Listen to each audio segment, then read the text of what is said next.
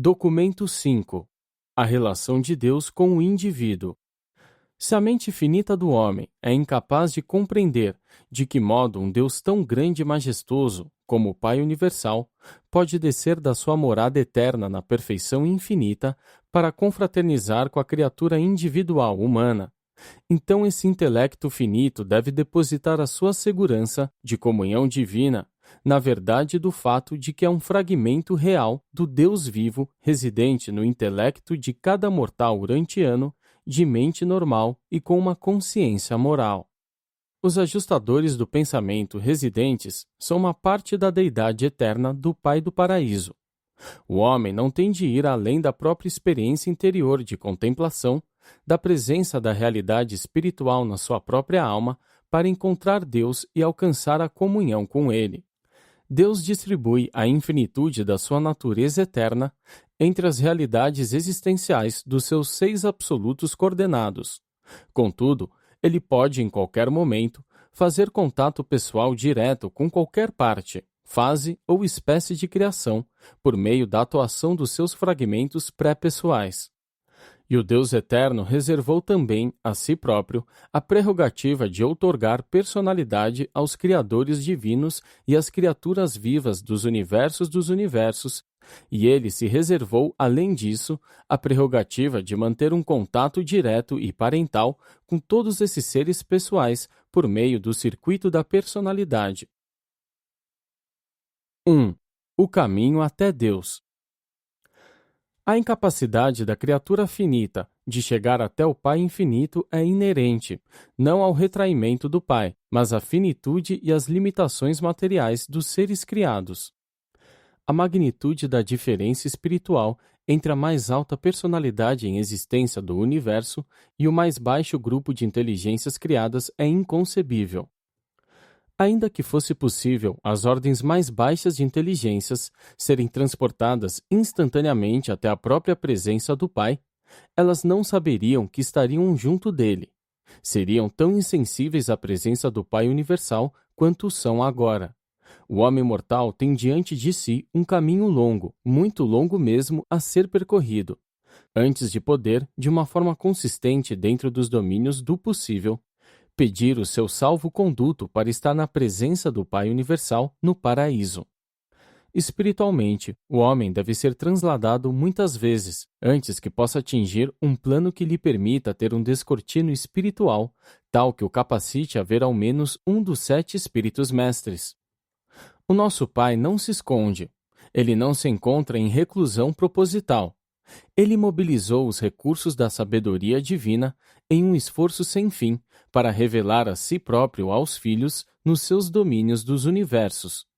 Uma grandeza infinita e uma generosidade inexprimível estão ligadas à majestade do seu amor, que o leva a almejar a associação com todos os seres criados capazes de compreendê-lo, amá-lo ou aproximar-se dele.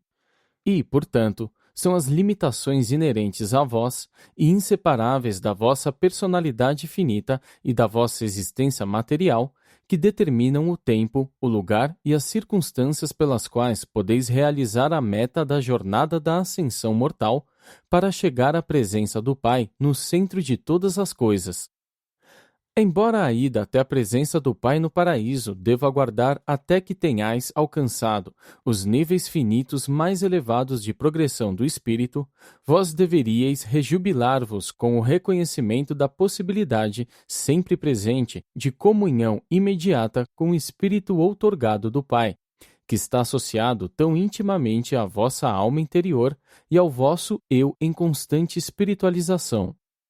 Os mortais dos reinos do tempo e do espaço podem diferir muito pelas capacidades inatas e dons intelectuais. Podem desfrutar de ambientes excepcionalmente favoráveis ao avanço social e ao progresso moral, ou podem padecer da falta de qualquer ajuda humana à cultura e aos supostos avanços nas artes da civilização. No entanto, as possibilidades de progresso espiritual na carreira ascensional são iguais para todos. Graus crescentes de discernimento espiritual e dos significados cósmicos são conquistados de um modo inteiramente independente de todas as diferenças sociomorais entre os ambientes materiais diversificados dos mundos evolucionários. Conquanto os mortais de Urântia possam diferir pelos seus dons e oportunidades intelectuais, sociais, econômicas e até mesmo morais, não vos esqueçais de que a dotação espiritual deles é uniforme e única. Todos desfrutam da mesma presença divina da dádiva do Pai, e todos são igualmente privilegiados em poder buscar a comunhão pessoal íntima com esse Espírito residente de origem divina. E, da mesma forma, todos eles podem igualmente optar por aceitar a liderança espiritual uniforme desses monitores misteriosos. Se o homem mortal é motivado espiritualmente, de todo o seu coração, consagrando-se sem reservas a fazer a vontade do Pai, então, posto que ele é, de um modo tão seguro e tão efetivo, dotado espiritualmente com um ajustador divino residente, não podem deixar de materializar-se, na experiência desse indivíduo, a sublime consciência de conhecer a Deus e a superna certeza da sobrevivência, com o propósito de encontrar Deus por meio da experiência progressiva de se tornar mais e mais como Ele. O homem é espiritualmente residido por um ajustador do pensamento de sobrevivência eterna. Se tal mente humana for sincera e espiritualmente motivada, se tal alma humana deseja conhecer a Deus e tornar-se semelhante a Ele, se quiser honestamente fazer a vontade do Pai, não existe influência negativa alguma, de privação mortal, nem poder ativo positivo que possa impedir que essa alma, divinamente motivada, ascenda com segurança aos portais do paraíso. O Pai deseja que todas as suas criaturas estejam em comunhão pessoal com Ele. Ele tem no paraíso um lugar para receber todos aqueles cujo status de sobrevivência e cuja natureza espiritual torna impossível tal realização.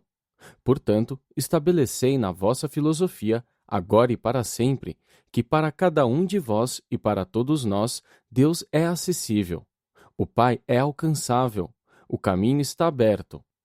As forças do amor divino, os modos e os meios da administração divina estão todos interligados no esforço de facilitar o avanço de cada inteligência merecedora de todos os universos até a presença do Pai Universal no paraíso.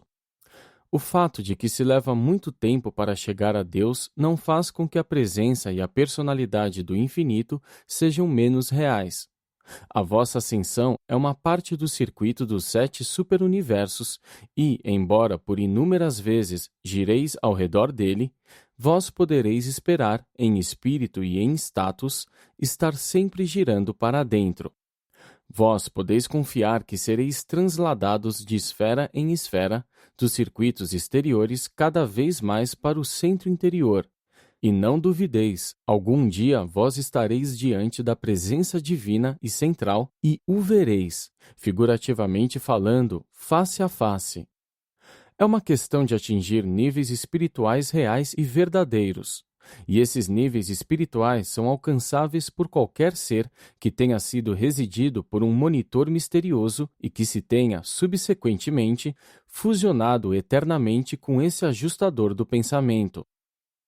O Pai não se oculta espiritualmente, mas tantas as suas criaturas têm escondido a si próprias nas brumas as suas próprias decisões obstinadas, que num dado momento se encontram separadas da comunhão com o seu espírito e com o espírito do seu filho, por uma escolha dos seus próprios caminhos desviados e pela indulgência na autoafirmação das suas mentes intolerantes e das suas naturezas não espirituais.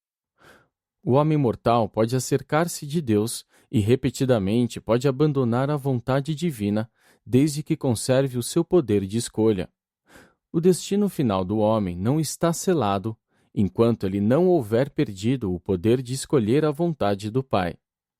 Nunca há um fechamento do coração do Pai à necessidade e ao pedido dos seus filhos.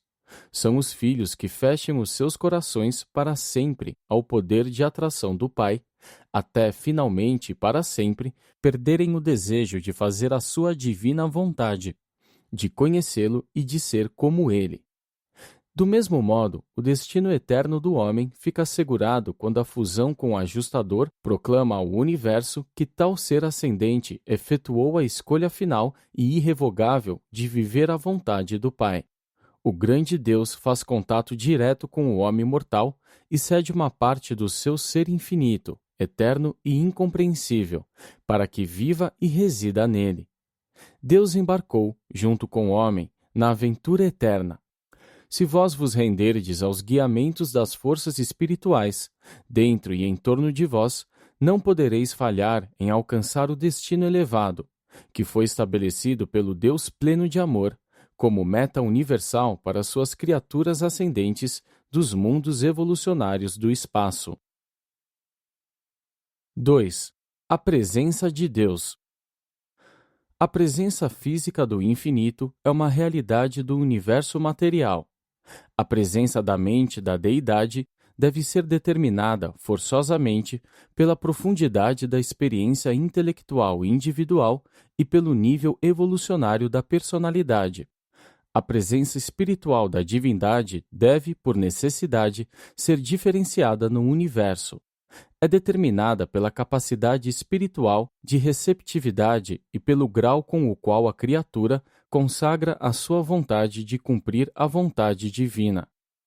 Deus vive em cada um dos seus filhos nascidos do Espírito.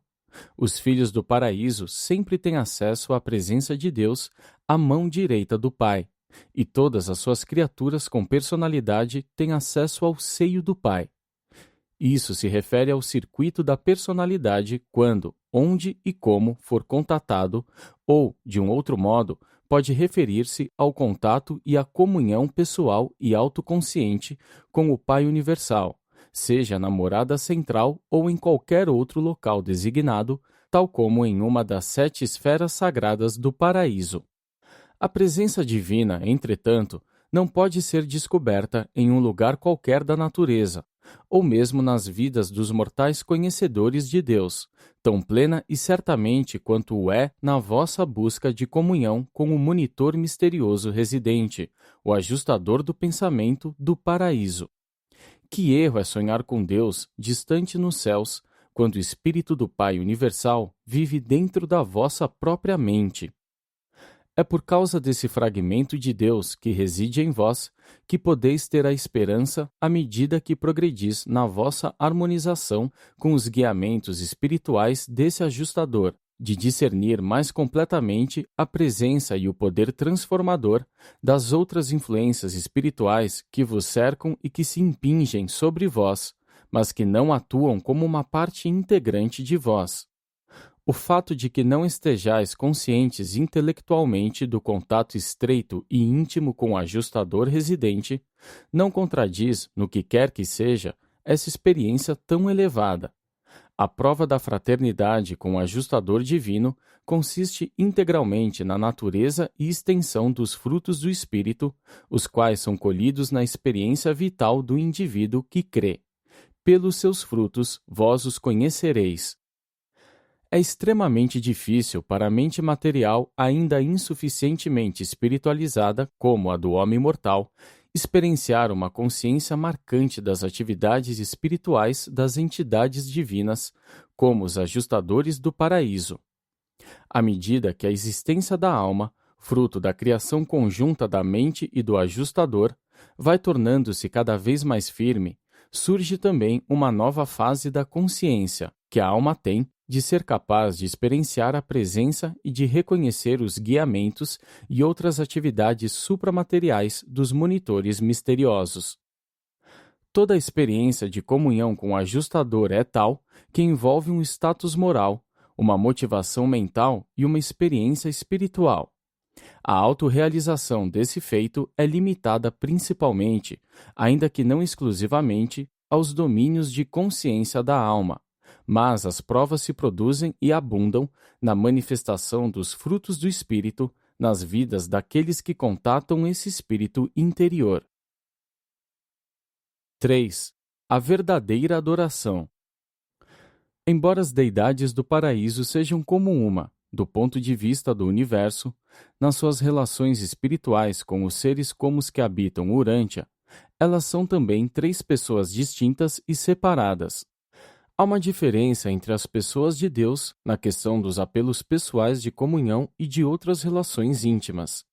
No sentido mais elevado, adoramos o Pai Universal e apenas Ele.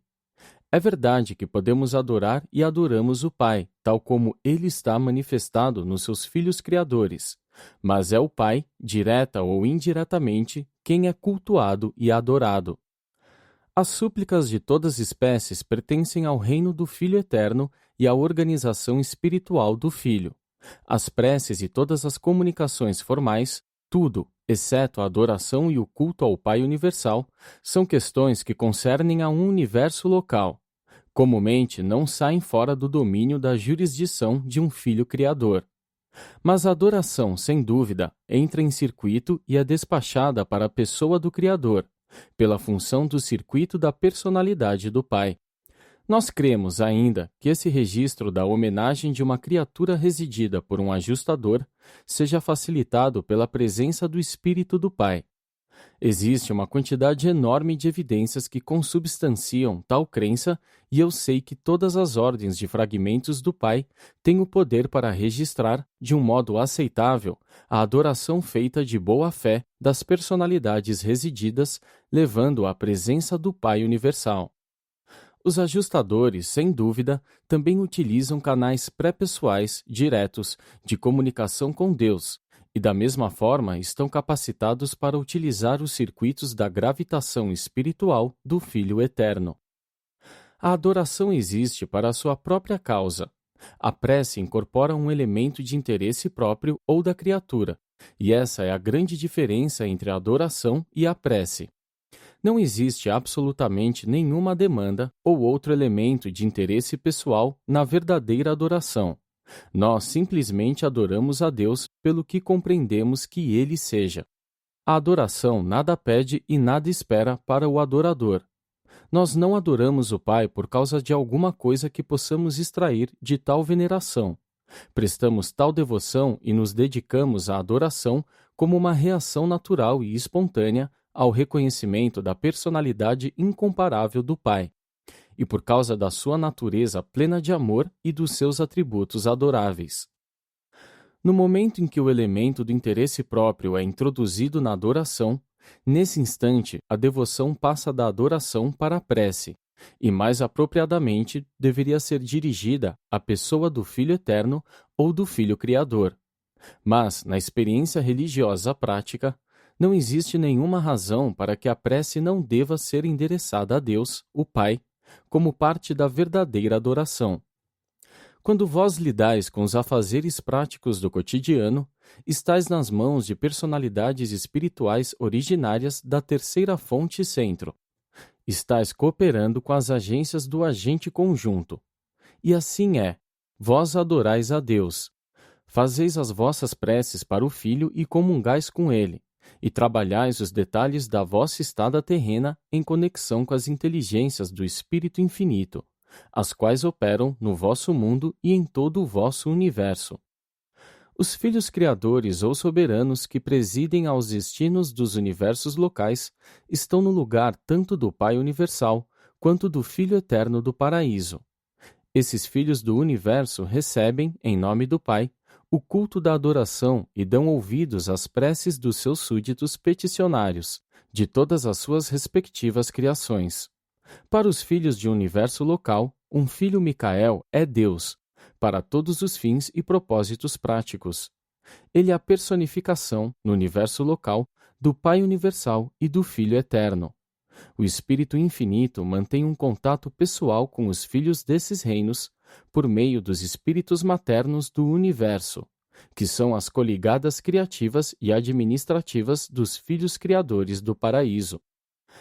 A adoração sincera denota a mobilização de todos os poderes da personalidade humana, sob o domínio da alma em evolução e sujeita à orientação divina do ajustador do pensamento solidário. A mente, por suas limitações materiais, nunca pode vir a ser altamente cônscia do significado real da verdadeira adoração. A compreensão que o homem tem da realidade da experiência da adoração é determinada principalmente pelo estado de desenvolvimento da sua alma imortal em evolução. O crescimento espiritual da alma acontece de um modo inteiramente independente da autoconsciência intelectual.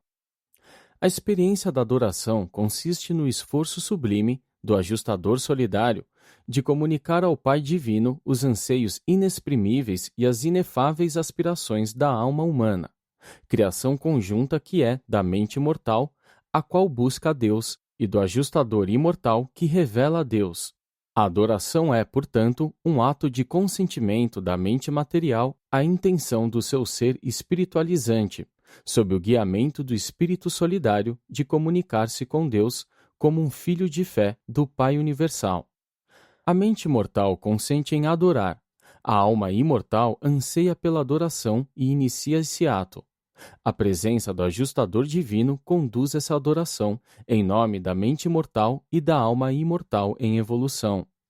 A verdadeira adoração, em última análise, converte-se em uma experiência realizada em 4 níveis cósmicos: intelectual, moroncial, espiritual e pessoal.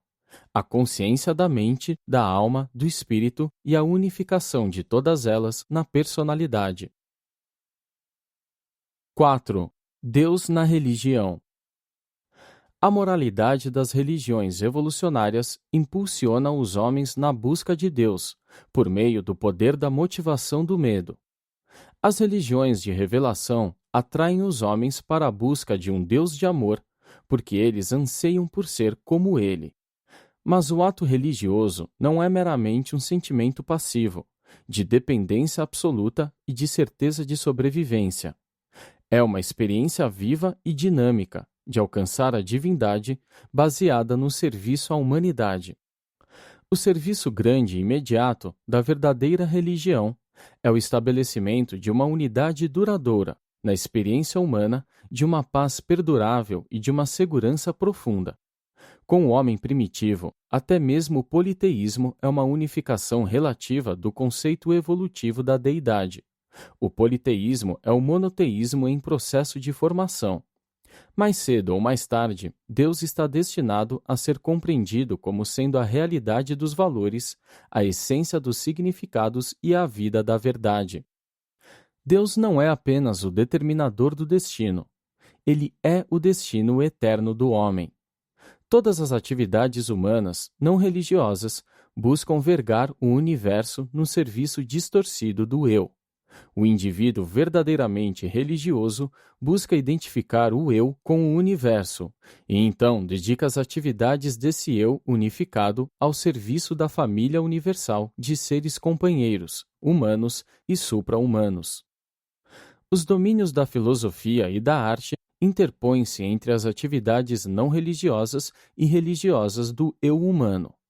Por meio da arte e da filosofia, o homem cuja mente é material é induzido a contemplar as realidades espirituais e os valores universais dos significados eternos. Todas as religiões ensinam a adoração da deidade e alguma doutrina de salvação humana. A religião budista promete salvar do sofrimento e estabelecer uma paz infindável. A religião judaica promete a salvação das dificuldades e a prosperidade baseada na retidão. A religião grega prometia a salvação da desarmonia, da fealdade pela realização da beleza. O cristianismo promete uma salvação do pecado e a santidade. O maometismo promete a libertação dos padrões morais rigorosos do judaísmo e do cristianismo. A religião de Jesus é a salvação do eu, a libertação dos males do isolamento da criatura no tempo e na eternidade.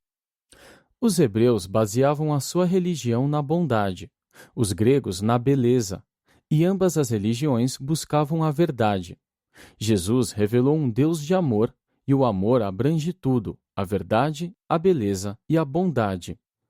Os zoroastristas tinham uma religião de moral, os hindus uma religião de metafísica, os confucionistas uma religião de ética. Jesus viveu uma religião de serviço. Todas essas religiões têm valor, pelo que apresentam de aproximação válidas à religião de Jesus. A religião está destinada a converter-se numa realidade de unificação espiritual, de tudo que é bom, belo e verdadeiro na experiência humana. A religião grega tinha uma máxima: conhece-te a ti mesmo. Os hebreus centraram os seus ensinamentos em conhece a teu Deus.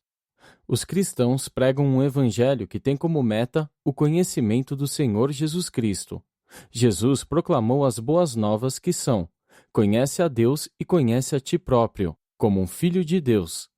Esses diferentes conceitos do propósito da religião determinam a atitude do indivíduo nas várias situações da vida e prefiguram a profundidade da adoração e a natureza dos seus hábitos pessoais de prece. O status espiritual de qualquer religião pode ser determinado pela natureza das suas preces. O conceito de um Deus semi-humano e ciumento é uma transição inevitável entre o politeísmo e um monoteísmo sublime. O antropomorfismo elevado é o nível mais alto alcançado pela religião puramente evolucionária. A cristandade elevou o conceito de antropomorfismo, partindo de um ideal do humano, até o conceito transcendente e divino da pessoa do Cristo glorificado. E esse é o mais elevado antropomorfismo que o homem pode conceber. O conceito cristão de Deus é uma tentativa de combinar três ensinamentos separados. 1. O conceito hebreu: Deus como um reivindicador de valores morais, um Deus de retidão. 2. O conceito grego: Deus como um unificador, um Deus de sabedoria. 3. O conceito de Jesus: Deus como um amigo vivo, um Pai amoroso, a divina presença. Portanto, deve ficar evidente que a teologia cristã, de composição híbrida, encontra grande dificuldade em ter coerência. Essa dificuldade agrava-se ainda mais pelo fato de que as doutrinas do cristianismo primitivo foram, geralmente, baseadas na experiência religiosa pessoal de três pessoas diferentes: Filo de Alexandria, Jesus de Nazaré e Paulo de Tarso. No estudo da vida religiosa de Jesus, olhai-o positivamente. Pensai não tanto na sua falta de pecado, mas na sua retidão, no seu serviço de amor. Jesus elevou o amor passivo, como é compreendido no conceito hebreu, do Pai Celeste, a afeição amorosa pela criatura, mais altamente ativa de um Deus que é o Pai de cada indivíduo, até mesmo dos que persistem no erro. 5. A consciência que se tem de Deus. A moralidade tem a sua origem na razão, voltada para a autoconsciência. É supra-animal, mas é puramente evolucionária. A evolução humana abrange, no seu desenvolvimento, todos os dons que antecederam a outorga dos ajustadores e a efusão do espírito da verdade. Mas a obtenção de um certo nível de moralidade não livra o homem das lutas reais da vida mortal. O ambiente físico do homem acarreta a batalha pela existência. O ambiente social necessita de ajustes éticos. As situações morais requerem que se façam escolhas nos domínios mais elevados da razão. A experiência espiritual, havendo a compreensão de Deus, exige que o homem o encontre e que se esforce sinceramente para assemelhar-se a ele. A religião não se fundamenta nos fatos da ciência, nem nas obrigações da sociedade, nem nas premissas da filosofia, nem nos deveres implícitos da moralidade. A religião é um domínio independente da resposta humana às situações da vida e aparece infalivelmente em todos os estágios pós-morais do desenvolvimento humano. O ato religioso pode permear todos os 4 níveis na concretização dos valores e do gozar da fraternidade universal. O nível físico ou material da autopreservação, o nível social ou o nível emocional da fraternidade, o nível moral ou do dever da razão, o nível espiritual da consciência de fraternidade no universo por meio da adoração divina. O cientista, investigador dos fatos, concebe Deus como a primeira causa, um Deus de força.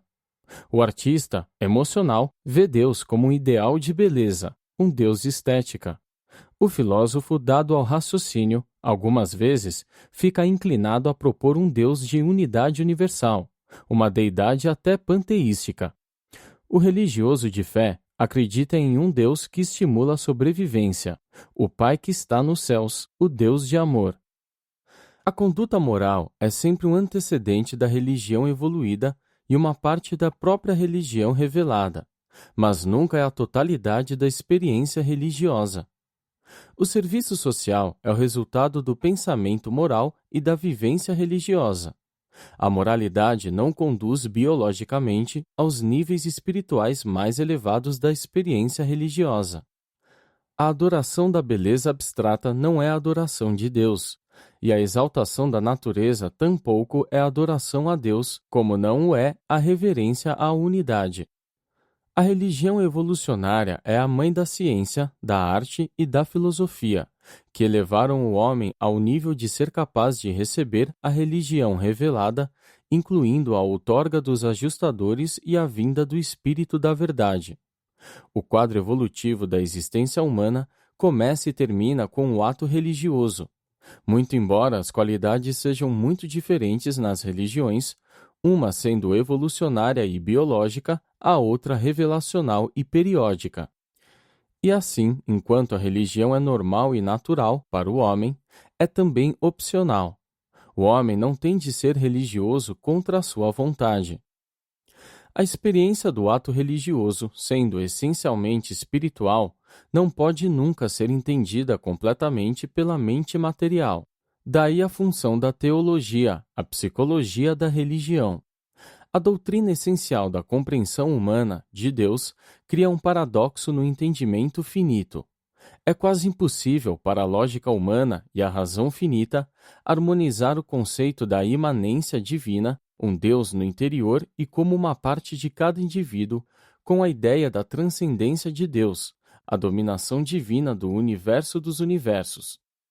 Esses dois conceitos essenciais de deidade devem ser unificados no entendimento fé do conceito da transcendência de um Deus pessoal e na compreensão da presença residente do fragmento desse Deus, para justificar a adoração inteligente e para validar a esperança de sobrevivência da personalidade.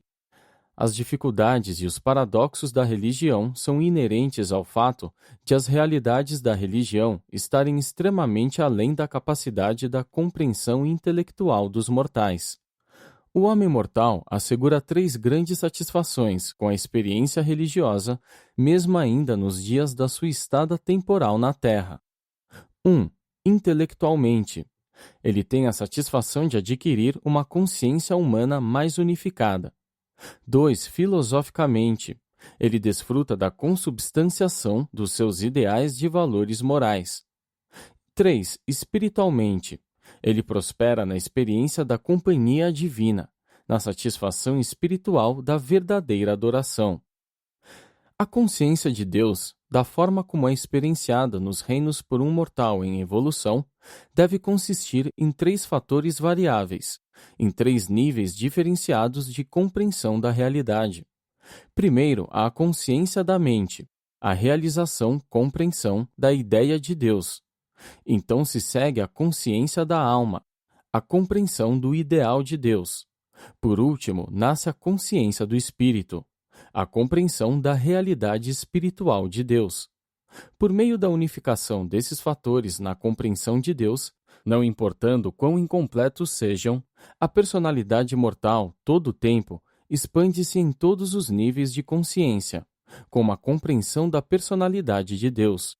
Para aqueles mortais que alcançaram o corpo de finalidade, tudo isso, com o tempo, irá levar à compreensão da supremacia de Deus e pode, subsequentemente, causar a realização-compreensão da ultimidade de Deus, uma fase da supraconsciência absonita do Pai do Paraíso. A experiência da consciência de Deus permanece a mesma de geração em geração, mas em cada época de avanço do conhecimento humano, o conceito filosófico e as definições teológicas de Deus devem mudar. A experiência do conhecimento de Deus, a consciência religiosa, é uma realidade universal, mas não importa quão válida, real, seja a experiência religiosa, ela deve estar disposta a submeter-se à crítica inteligente e a uma interpretação filosófica razoável, Não deve buscar ser algo à parte, na totalidade da experiência humana.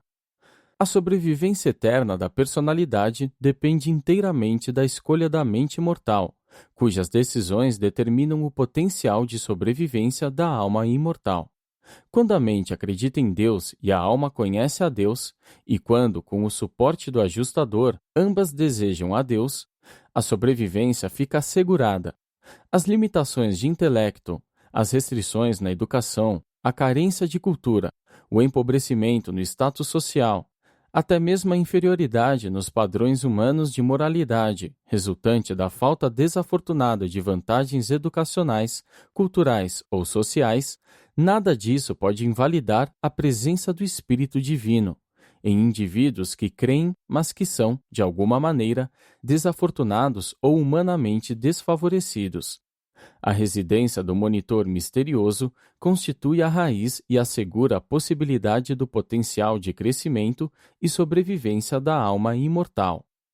A capacidade dos pais mortais de procriar não está baseada no seu status educacional, cultural, social ou econômico. A união dos atributos dos progenitores, sob condições naturais, é plenamente suficiente para iniciar a procriação. Uma mente humana que discerne o certo do errado e que tem a capacidade de adorar a Deus, em união com o ajustador divino, é tudo que se requer de um mortal, para iniciar e fomentar a criação da sua alma imortal, com qualidades de sobrevivência, se esse indivíduo dotado de espírito busca a Deus e deseja sinceramente tornar-se como ele, escolhendo honestamente fazer a vontade do Pai dos céus. 6. O Deus da personalidade. O Pai Universal é o Deus das personalidades. O domínio da personalidade no universo, desde a da criatura mortal e material mais baixa, em status de personalidade, até a dos seres mais elevados, com dignidade de Criador e com status divino, tem o seu centro e sua circunferência no Pai Universal. Deus, o Pai, é o outorgador e o conservador de todas as personalidades. E o Pai do Paraíso é, do mesmo modo, o destino de todas as personalidades finitas que, em plenitude de coração, escolhem fazer a vontade divina. Aquelas personalidades que amam a Deus e que almejam ser como Ele. A personalidade é um dos mistérios não resolvidos dos universos. Somos capazes de formular conceitos adequados acerca dos fatores que entram na composição de várias ordens e níveis de personalidade, mas não compreendemos totalmente a natureza real da personalidade em si mesma. Percebemos claramente os inúmeros fatores que, colocados juntos, constituem o veículo para a personalidade humana, mas não compreendemos inteiramente a natureza e o significado da personalidade finita. A personalidade é potencial em todas as criaturas que possuem o dom da mente, variando desde um mínimo de autoconsciência até um máximo de consciência de Deus. Mas o dom da mente, por si só, não é personalidade, nem o é o espírito ou a energia física.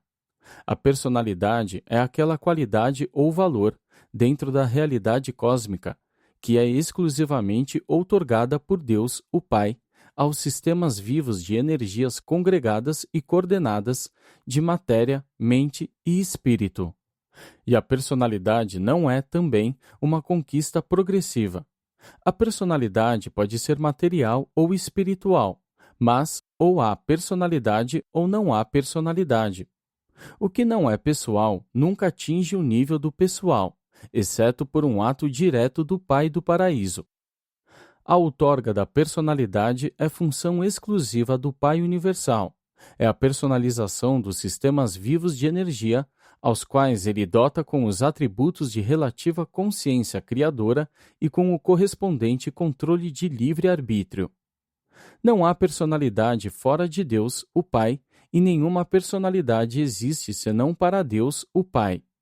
Os atributos fundamentais do eu humano, bem como o núcleo absoluto do ajustador da personalidade humana, são outorgas feitas pelo Pai Universal, atuando em seu domínio exclusivamente pessoal de ministração cósmica. Os ajustadores de status pré-pessoal residem em inúmeros tipos de criaturas mortais, assegurando assim que tais seres possam sobreviver à morte física e personalizarem-se como criaturas moronciais, com o potencial da realização espiritual última. Pois quando a mente da criatura, com o dom da personalidade, é residida por um fragmento do Espírito do Deus Eterno, outorga pré-pessoal do Pai pessoal, então essa personalidade finita possui o potencial do divino e do eterno e aspira a um destino semelhante ao do último, tentando mesmo alcançar a compreensão do absoluto. A capacidade para a personalidade divina é inerente ao ajustador pré-pessoal. A capacidade para a personalidade humana é potencial no dom de mente cósmica do ser humano. Mas a personalidade experiencial do homem mortal não é observável como uma realidade ativa e funcional, enquanto o veículo da vida material da criatura mortal não houver sido tocado pela divindade liberadora do Pai Universal, sendo assim lançado aos mares da experiência como uma personalidade autoconsciente e relativamente autodeterminante e autocriadora. O eu material é verdadeiramente pessoal e irrestritamente pessoal. O eu material tem personalidade e identidade temporal. O espírito ajustador pré-pessoal também tem identidade eterna. Essa personalidade material e essa pré-personalidade espiritual são capazes, assim, de unir os seus atributos criativos para trazer à existência a identidade sobrevivente da alma imortal. Tendo assim provido o crescimento da alma imortal e tendo liberado o eu interno do homem das algemas de uma dependência absoluta da causação anterior, o Pai permanece de lado. Ora, tendo o homem sido liberado desse modo das algemas da resposta à causação, ao menos no que diz respeito ao destino eterno, e tendo sido proporcionados a ele os meios para o crescimento do eu imortal, ou alma, cabe ao homem ele próprio e está sob o controle da sua vontade a escolha de criar ou de inibir a criação desse eu sobrevivente e eterno. Nenhum outro ser, força, criador ou agência, em toda a amplidão do universo dos universos, pode interferir, em qualquer grau, na soberania absoluta do livre-arbítrio do mortal, enquanto ele opera nos domínios da escolha, no que concerne ao destino eterno da personalidade do mortal que escolhe. No que se refere à sobrevivência eterna, Deus decretou a soberania da vontade material e mortal, e esse decreto é absoluto. A outorga da personalidade à criatura confere relativa liberação da reação escravizada à causação anterior. E as personalidades de todos esses seres morais, evolucionários ou não, estão centradas na personalidade do Pai Universal. Elas são sempre atraídas para a sua presença no paraíso por aquela afinidade de ser, que constitui o círculo da família vasta e universal e o circuito fraternal do Deus eterno. Há uma afinidade de espontaneidade divina entre todas as personalidades. O circuito da personalidade no universo dos universos é centrado na pessoa do Pai Universal, e o Pai do Paraíso é pessoalmente cônscio, e está em contato pessoal com todas as personalidades de todos os níveis de existência autoconsciente. E essa consciência de personalidade em toda a criação existe independentemente da missão dos ajustadores do pensamento. Como toda gravidade está ligada em circuito à Ilha do Paraíso, toda mente está ligada em circuito ao agente conjunto e todo espírito ao Filho Eterno. E assim também toda personalidade está ligada em circuito à presença pessoal do Pai Universal. E esse circuito transmite infalivelmente a adoração de todas as personalidades à personalidade original e eterna. No que diz respeito às personalidades que não são resididas pelo ajustador, o atributo da escolha liberdade é também outorgado pelo Pai Universal, e da mesma forma, tais pessoas estão abrangidas pelo grande circuito do amor divino, o circuito da personalidade do Pai Universal. Deus dá a escolha soberana a todas as personalidades verdadeiras. Nenhuma criatura pessoal pode ser forçada à aventura eterna. O portal da eternidade abre-se apenas em resposta à escolha, feita em livre-arbítrio pelos filhos, com livre-arbítrio do Deus do arbítrio livre. E isso, pois, representou os meus esforços para apresentar a relação do Deus vivo com os filhos do tempo. E uma vez, havendo já dito e feito tudo, nada mais posso fazer de útil, além de reiterar que Deus é o vosso Pai universal e que vós sois todos os seus filhos planetários. Este é o quinto e último documento de uma série que apresenta a descrição do Pai universal, feita por um conselheiro divino de Uversa.